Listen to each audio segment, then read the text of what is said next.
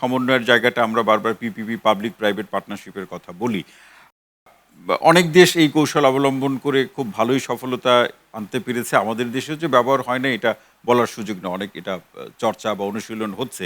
কিন্তু ঘাটতিটা থেকে যাচ্ছে কোথায় পরিপূর্ণ সফলতা পেতে? ধন্যবাদ। শুরুতেই কৃতজ্ঞতা জানাচ্ছি এনএসডিএ কে আমাদের প্রাইভেট সেক্টর বাংলাদেশ এমপ্লয়ার্স ফেডারেশনের সুযোগ দিয়েছেন।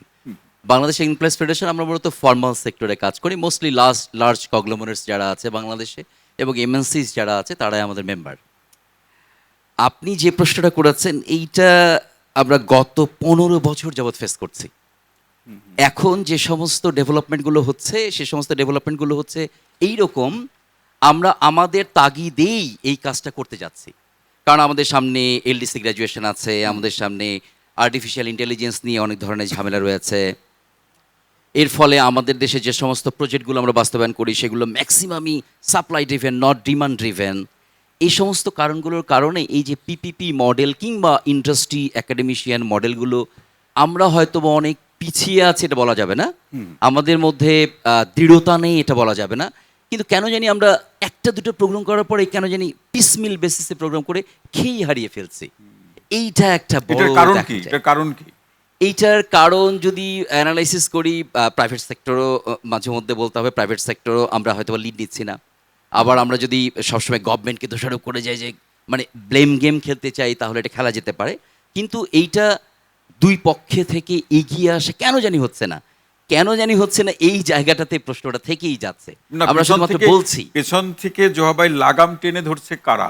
আমাদের কাছে মনে হয়েছে প্রাইভেট সেক্টর থেকে যদি আমরা to be frank and honest বলি তাহলে আমাদের কাছে মনে হচ্ছে যে আমি একটা এক্সাম্পল দিয়ে বলি, তাহলে এটা আমি সরাসরি বলতে পারবো না। আমি এক্সাম্পল দিই, ব্যাক ইন 2017 সাল সিসি প্রজেক্ট বাস্তবায়ন হচ্ছিল বাংলাদেশে মিনিস্ট্রি অফ কমার্সের আওতাধীন। এই প্রজেক্টের আওতায় আমরা চেষ্টা করেছিলাম, ইন্ডাস্ট্রি একাডেমিশিয়ান একটা বাজেট পেশ করেছিলাম এবং আমরা বাংলাদেশ এমপ্লয়ার্স ফেডারেশন থেকে বলেছিলাম অ্যাটলিস্ট 1000 গ্র্যাজুয়েট যারা হচ্ছে তাদেরকে আমরা ইন্ডাস্ট্রিতে নিয়ে যাই, তারা জানুক ইন্ডাস্ট্রির পরিবেশটা কেমন। এখানে তো তারা মনে করছে যে খুব সুন্দরভাবে থাকছে, কিন্তু আদৌ কি ইন্ডাস্ট্রি এরকমভাবে চলে, ইন্ডাস্ট্রি কেমনভাবে চলে এটা নিয়ে যেতে চাই। উই আর আনফর্চুনেট, এটা আমরা করতে পারি নাই। কেন করতে পারি নাই? নর্মালি যে সমস্ত প্রজেক্টগুলোতে হয় এই সমস্ত প্রজেক্টগুলোতে বিভিন্ন ট্রেড বেস যে ট্রেনিংগুলো থাকে এই সমস্ত ট্রেনিংগুলোই হয়ে যাচ্ছে। আমরা খেয়াল করে দেখি আমরা কিন্তু সফট স্কিল ট্রেনিংও খুব কম হচ্ছে, কিন্তু এই যে একাডেমিশিয়া ইন্ডাস্ট্রি তারা আসবে, তারা বসবে, তারা ডায়লগে বসবে, ইন্ডাস্ট্রি সরাসরি এই সমস্ত স্টুডেন্টদেরকে নিয়ে ইন্ডাস্ট্রিতে যাবে, তাদেরকে ওখানে রাখবো আমরা 3 দিন 4 দিন, এইচআররা দেখবেন, তাদেরকে প্রিপারেশন নেবেন, ইন্ডাস্ট্রি কেমন হয় তারা বুঝবে, তারা ইন্ডাস্ট্রিতে আসবে। এই কাজগুলো হওয়ার থেকে যেটা হচ্ছে 3 মাস 4 মাসের ট্রেনিং হচ্ছে এবং ট্রেনিং করার পর আমরা বলছি যে জব প্লেসমেন্ট অফিসারের থ্রু হয়ে তাদেরকে হয়তোবা জবে প্লেস করা হচ্ছে।